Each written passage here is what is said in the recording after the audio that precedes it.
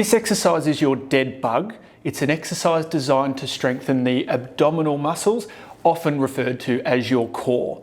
Now there's 4 stages of this exercise that you'll use at different parts throughout the program, and I'll show you the 4 progressions here. So the important part is you're lying on your back and you're going to tilt your pelvis backwards so that you can't get your hand in underneath the small of your back. That's important as it tells me the abs are switched on.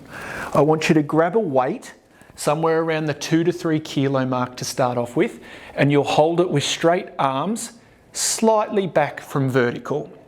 Now your first progression of your dead bug, or level 1, is very simple, and you're just going to be marching your feet like so.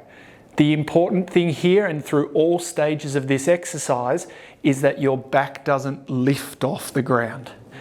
From there, once you're confident and you've mastered that, we go into level 2. So keeping the back down and the abdominals engaged, we lift and touch the heel out and then come back, and you alternate feet.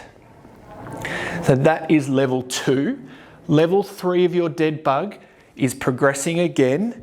Feet and legs come up into tabletop position where you're vertical through your thigh and then horizontal through your shin, and keeping that back down, we're touching the one heel onto the ground at a time, again alternating in a nice controlled fashion.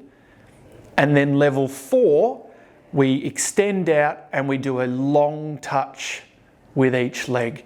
The whole time again, keeping those abdominals engaged and not allowing your back to arch off the floor. And that is the 4 progressions of your dead bug exercise.